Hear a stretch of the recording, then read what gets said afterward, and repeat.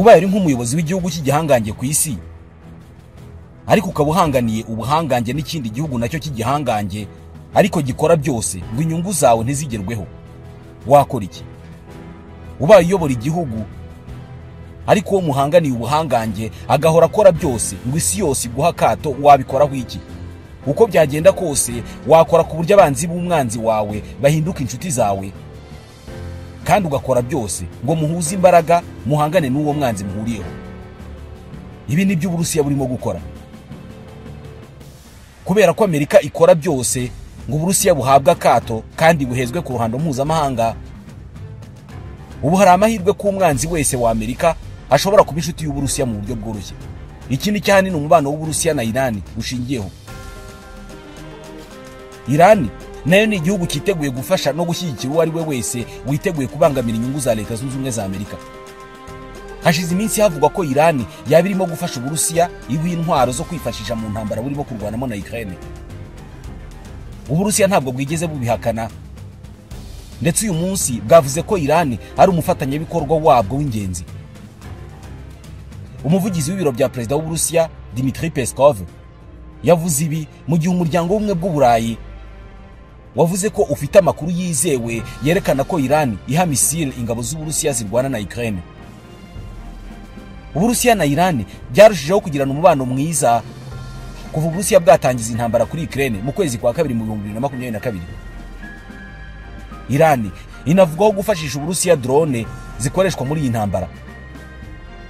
Ikinyamakuru Wall Street Journal cyo muri Leta Zunze Ubumwe za Amerika nicyo cyatangaje kuwa gatanu w'icyumweru gishize ko misile za Iran zitangwa mu Burusiya arizo zirimo kuraswa muri Ukraine.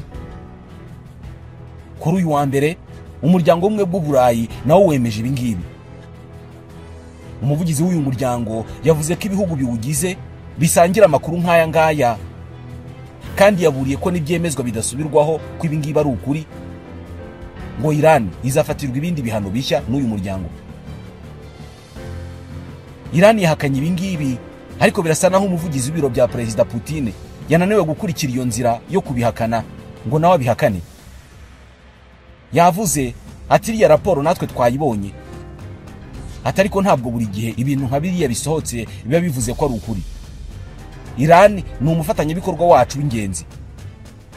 Ati duteza imbere umubano w'ubucuruzi n'ubukungu, kandi dufatanya mu guteza imbere ubufatanye n'ibiganiro mu nzego zose zishoboka, harimo n'inzego zikomeye.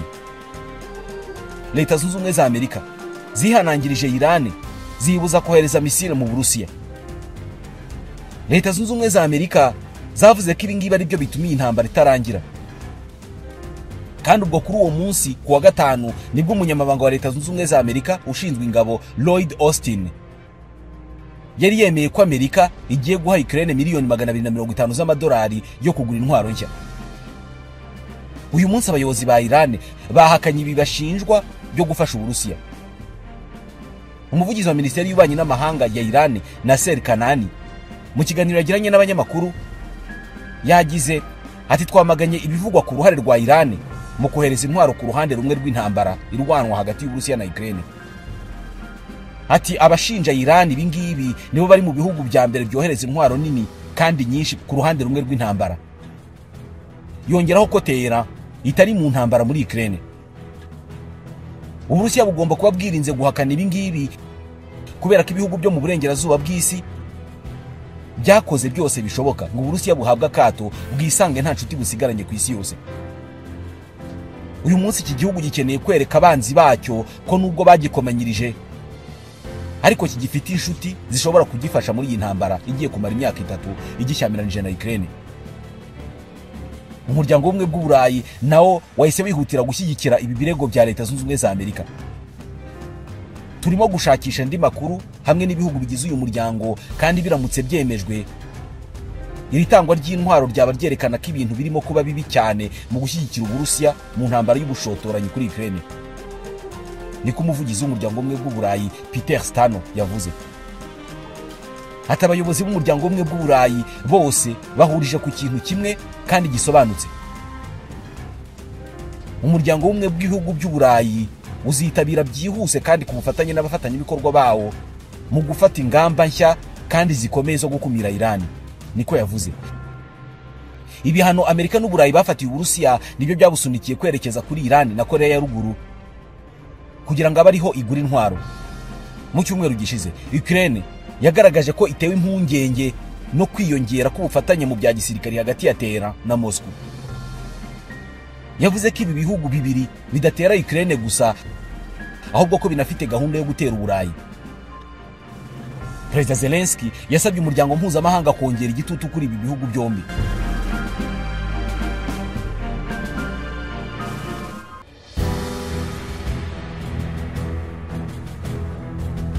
Umubano hagati y'Uburusiya na Iran waje kuvamo ubufatanye n'ubushuti bukomeye cyane mu bya gisirikare nk'uko bivugwa na Leta Zunze Ubumwe za Amerika. Iran iha Uburusiya ubufasha bwa gisirikare butigeze bubaho mbere nk'uko byemezwa n'umujyanama mu by'umutekano wa Leta Zunze Ubumwe za Amerika John Kirby.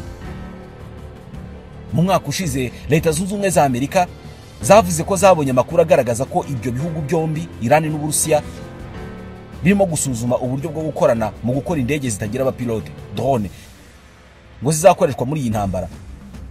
Izi drone zigomba kuba ari izi ngizi zirimo gukoreshwa zivugwa. Mu 2022 iyi ntambara igitangira, amadrone ya Iran yigeze gukurikiranwa cyane aho Ukraine yashinjaga Uburusiya ko bwayakoresheje mu ntambara. Icyo gihe kandi Australia nayo yahise ifatira ibihano Iran kubera iki kibazo. Iki gihugu cyo mu burasirazuba bwo hagati cyabanje guhakana ko nta drone kigeze cyohereza mu Burusiya, ariko nyuma kiza kwemera ko hari zimwe cyagurishije Abarusiya, ariko ngo cyazibagurishije kera cyane mbere y'uko iyi ntambara y'Uburusiya na Ukraine itangira. Iki gihe Bwana Kirby yavuze ko ubufatanye hagati ya Iran n'Uburusiya mu gukora indege zitagira abapilote ngo buzabangamira Ukraine, bukabangamira ibihugu bituranye na Iran ndetse n'isi yose muri rusange. Yaragize ati Uburusiya burimo burashakisha uko bwakorana na Iran mu nzego zo gukora intwaro zikomeye. Yongeraho ko Amerika ifite impungenge ko Uburusiya bwitegura guha Iran ibikoresho bya gisirikare bigezweho birimo za kajugujugu n'ibikoresho byo kurwana mu kirere. Ati Iran yabaye igihugu cya mbere cyashyigikiye Uburusiya mu bya gisirikare. Uburusiya bukoresha indege za Iran mu bitero ku bigo bitanga amashanyarazi muri Ukraine. Ati ibingibi byatumye abaturage b'abanya-Ukraine babarirwa muri za miliyoni babura amashanyarazi, babura uburyo bwo gushyushya mu nzu ndetse n'ibindi bikoresho by'ingenzi. Ati abanya-Ukraine barimo barapfa kubera ibikorwa bya Iran. Kuri aya magambo ya Kirby, Minisitiri w'Ububanyi n'Amahanga w'Ubwongereza yongeyeho ko Iran yabaye kimwe mu bihugu bikomeye bishyigikiye Uburusiya mu bya gisirikari, kandi ko umubano hagati y'ibihugu byombi ari akaga ku buyobozi bw'isi. Ati imikoranire hagati y'ibi bihugu byombi yatumye Iran yohereza mu Burusiya amagana n'amagana y'indege z'intambara zitagendamo abapilote. Kirby yavuze ko Uburusiya buha ubutegetsi bwa Iran ubufasha bwa gisirikare n'ubw'ikoranabuhanga. Ibi ngibi ngo bizatera ibibazo ku bihugu byo mu burasirazuba bwo hagati n'umutekano w'isi yose uhabangamirwa.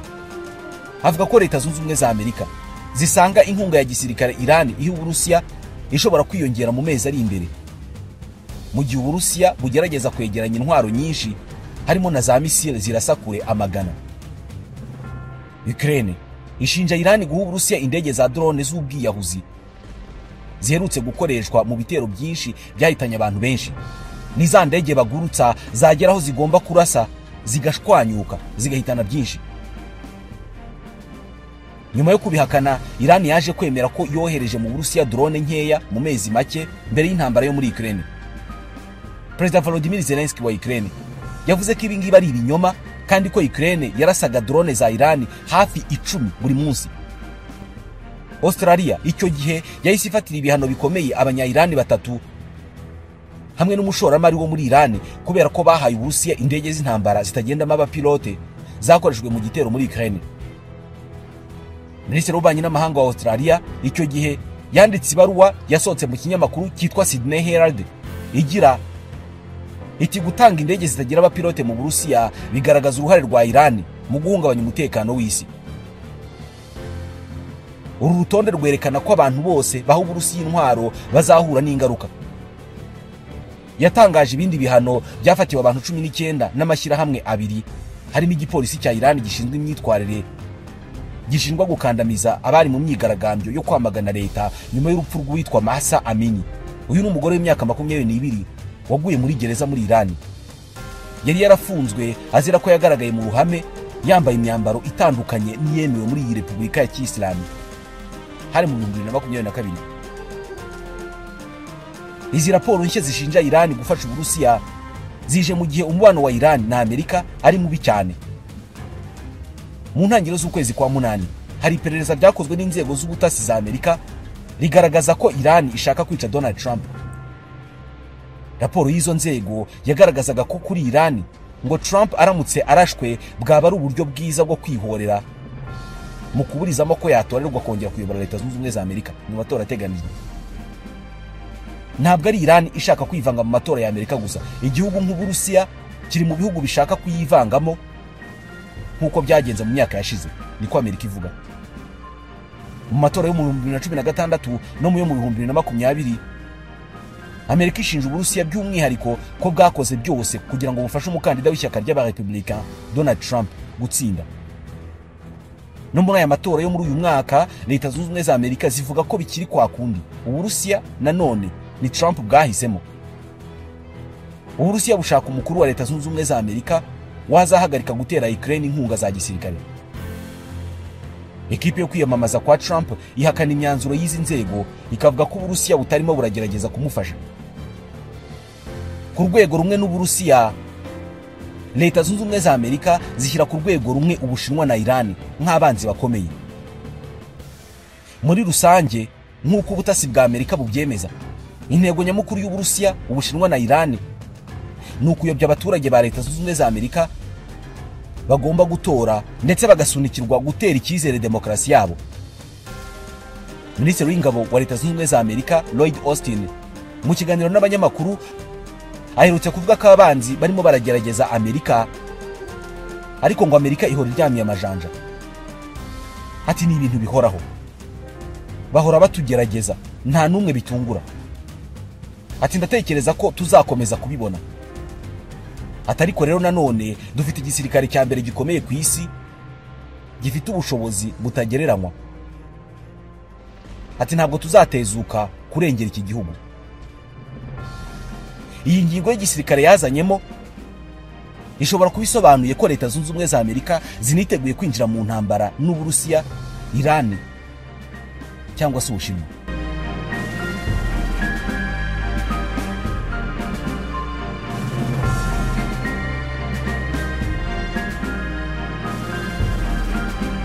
Ibiro bya Perezida w'Uburusiya Kremlin byashinja Amerika gushyira igitutu kitemewe ku bitangazamakuru byo mu Burusiya. Ni nyuma y'uko Leta Zunze Ubumwe za Amerika zitangaje ibihano ku binyamakuru ndetse n'umuyoboro w'itangazamakuru bya Leta y'Uburusiya.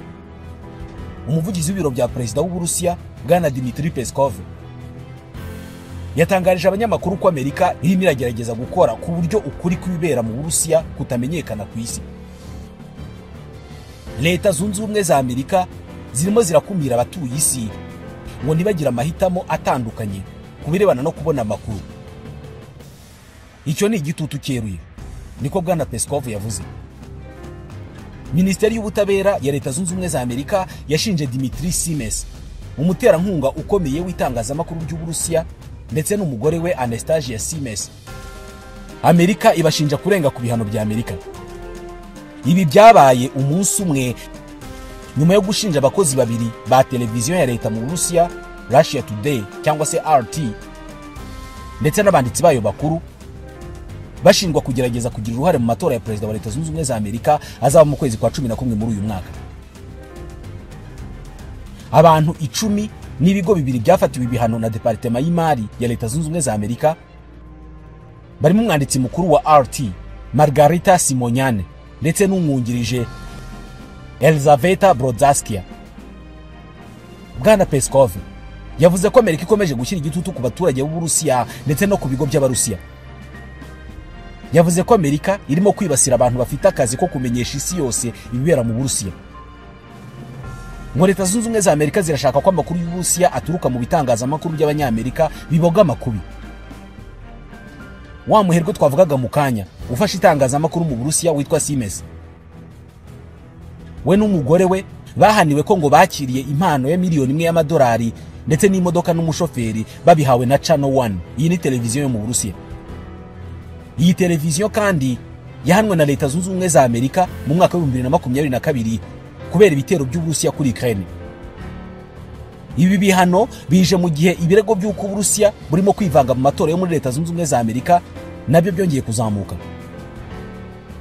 Dmitry Peskov yahise asezeranya ko Uburusiya nabwo bugiye gushyiraho ibihano ku bitangazamakuru by'Abanyamerika bikorera mu Burusiya. Abajijwe ubwoko bw'ibihano bagiye gufatira ibinyamakuru by'Abanyamerika, Bwana Peskov yavuze ko ari ibihano bizashingira ku buryo aba banyamakuru b'Abanyamerika bakora inkuru zivuga ku ntambara y'Uburusiya na Ukraine. Ibinyamakuru byinshi by'Abanyamerika byakoreraga mu Burusiya ubu ngubu byagabanije umubare w'abakozi babyo, ndetse bimwe muri byo byarafunze ubwo intambara y'Uburusiya na Ukraine yatangiraga mu kwezi kwa kabiri 2022. Bavuga ko leta y'Uburusiya itemerera ibinyamakuru gutangaza mu bwisanzure inkuru zivuga kuri iyi ntambara. Uyu mwanditsi mukuru wa RT, Margarita Simonyane, wafatiwe ibihano na Leta Zunze Ubumwe za Amerika, ni umugore ugira uruhare rukomeye cyane mu gufasha Uburusiya muri iyi ntambara burwanamo na Ukraine, ariko akabikora akoresheje itangazamakuru. Mu kwezi kwa gatatu muri uyu mwaka yatangaje amajwi byavuze ko yafatiwe mu nama y'abasirikare bakuru b'Ubudage. Ibi byafashwe nko kwinjira inzego z'umutekano z'igihugu cy'amahanga. Yari inama yigaga kuri iyi ntambara y'Uburusiya na Ukraine ubwo havugwaga ibirebana no gufasha Ukraine. Ubudage bwemeye ko bwinjiriwe muri mudasobwa bikozwe n'Uburusiya maze ibyavugiwe muri iyo nama bikajya hanze. Abasirikare bakuru b'Abadage baganiraga ku guha Ukraine misile zirasa mu ntera ndende, ndetse banavugaga ahantu izo misile zishobora kuraswa. Iyi nama yakozwe mu buryo bw'amajwi na video. Amajwi yayo yashyizwe ku mbuga nkoranyambaga n'uyu munyamakuru wa televiziyo RT ya leta y'Uburusiya. Ni wa mugore twavugaga, Margarita Simonyane. Ntawuzi uko yabonye aya majwi. Abo basirikare bakuru b'Ubudage bumvikana muri ayo majwi bungurana ibitekerezo ku buryo misile bazaha Ukraine zishobora kurasa ku iteme ryitwa Kerch, rihuza Uburusiya n'umwigimbakirwa wa Crimea Uburusiya bwiyometseho mu buryo bunyuranyije n'amategeko. Mwibuke iri teme barirasheje bundi mu kwezi kwa 8. Abanyapolitike bo mu Burusiya bacyumva ayo majwi bavuze ko ari amajwi agaragaza uburyo umwanzi ukomeye w'Uburusiya arimo gutegura ibitero. Icyo gihe umukuru wa leta y'Ubudage, Olaf Scholz, yahise yita ibyo bikorwa ko ari ukuneka kw'ibanga rikomeye cyane. Avuga ko ari ikibazo gikomeye kandi ahita ategeka ko hakorwa iperereza mu bwitonzi n'imbaraga nyinshi.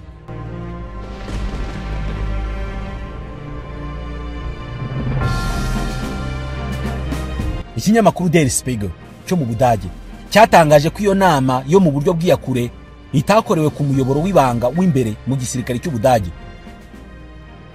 ahubwo ngo yakorewe ku rubuga rwa Webex. Na amajwi amara iminota 38. Uyu mugore Margarita Simonyane wayatangaje, umwanditsi mukuru wa televiziyo RT, yavuze ko ari ikimenyetso cy'uko Ubudage burimo gutegura ibitero kuri Crimea. Muri ayo majwi humvikanamo ibiganiro ku buryo ingabo za Ukraine zishobora gukoresha misile zo mu bwoko bwa Taurus zikorwa n'Ubudage, ndetse n'ingaruka izo misile zishobora guteza.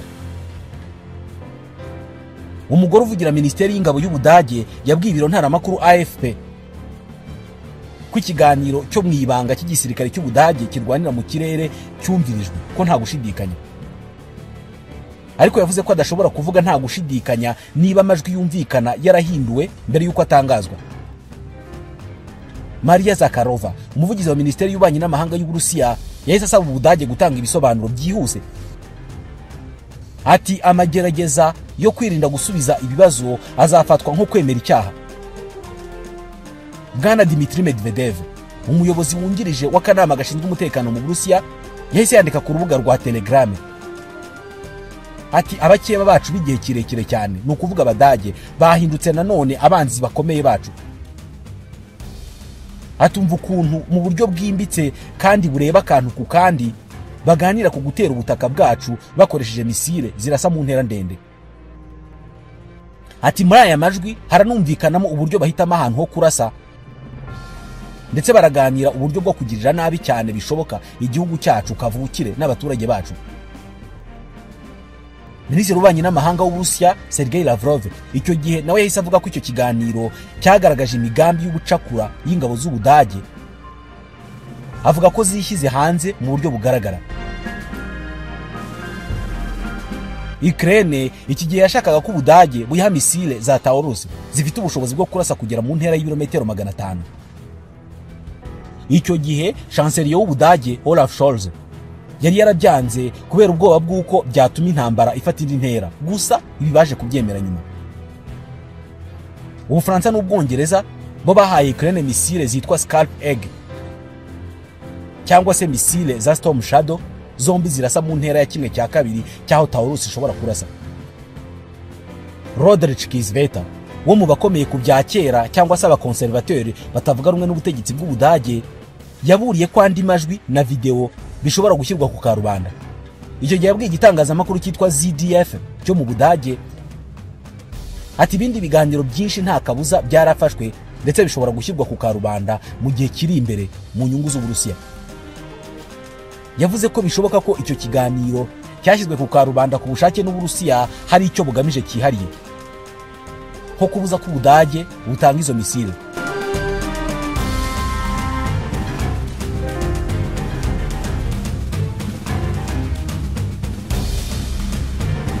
Amerika n'Uburayi ndetse n'Uburusiya barwana intambara yeruye y'itangazamakuru, ariko Uburusiya buheruka kuvuga ko bashobora no kurwana intambara yeruye y'amasasu. Mu kwezi kwa gatandatu muri uyu mwaka Uburusiya bwaburiye Leta Zunze Ubumwe za Amerika ko hashobora kubaho intambara hagati yabo yeruye nyuma y'uko Amerika yari yagurukije utudege tutagira abapilote hejuru y'inyanja y'umukara. Ni nyuma y'uko hari hashize igihe gitoya Uburusiya buvuze ko Washington iherutse kugaba igitero mu ntara ya Crimea. Ukraine yagabye igitero ku cyambu cyitwa Sevastopol kigaruriwe n'Uburusiya, bihita bitera leta ya Moscow uburakari bukabije cyane, bituma ishinja Ukraine gukoresha ibisasu bya misile bitemewe yahawe n'Abanyamerika. Abantu 4 barimo n'abana barapfuye icyo gihe ubwo ibice by'icyo gisasu byagwaga kuri uwo mujyi. Ni mucyo Minisiteri y'Ububanyi n'Amahanga y'Uburusiya yise icyaha nkora amaraso. Umubano w'Uburusiya na Amerika ndetse n'Uburayi bw'uburengerazuba uyu munsi nibwo uri ku rwego rwo hasi kurusha ikindi gihe cyose cyabanje mu myaka ya vuba. Ntabwo ari ibyo gusa, kubera ko biranasa naho Ukraine nayo nubwo ishyigikiwe n'Uburayi bwose, ariko umubano wayo n'Uburayi ugomba kuba utaragenze neza muri iyi minsi ishize. Nk'ubwo byamenyekanye ko Dmytro Kuleba wahoze ari Minisitiri w'Ububanyi n'Amahanga wa Ukraine kuva mu kwezi kwa gatatu mu 2020 kugera muri uku kwezi kwa 9 muri uyu mwaka, yeguye ku mwanya we azira kuba atarashoboye kwemeza ibihugu by'Uburayi na Amerika ko bikwiye guha igihugu cye intwaro nyinshi. Kuleba yagejeje ubwegure bwe ku nteko ishinga amategeko ya Ukraine ku itariki ya 4 muri uku kwezi. Yahise asimbuzwa Andrei Sibiga wari umwungirije kuva mu ntangiriro z'uyu mwaka. Amarenga yuko Kuleba yashoboraga gusimbuzwa Sibiga yari yaraciwe nyuma yaho bivuzwe ko Perezida Volodymyr Zelensky yanengaga umusaruro we mu rwego rw'ububanyi n'amahanga mu gihe Ukraine iri mu ntambara n'Uburusiya. Ikinyamakuru cyitwa Saspilne cyo muri Ukraine cyavuze ko ubwo Perezida Zelensky yaganirizaga abagize inteko ishinga amategeko ku itariki ya 4 muri uku kwezi, yababwiye ko Kuleba yabuze imbaraga zo kwemeza inshuti zabo ko zikwiye kubaha intwaro. Mbere yuko Kuleba yegura, nawe yari yashinje igihugu atavuze izina kudaha Ukraine intwaro za Patriot zihangana n'ibitero byo mu kirere ndetse no kutemera ko izindi ntwaro zikomeye cyabahaye zakwifashishwa mu kugaba ibitero mu Burusiya. Ikinyamakuru The Economist cyo cyatangaje ko Perezida Zelensky yashakaga gusimbuza Kuleba mbere y'itariki ya 4 muri uku kwezi, ariko ibiro bya Amerika bishinzwe ububanyi n'amahanga bimusaba kubaretse.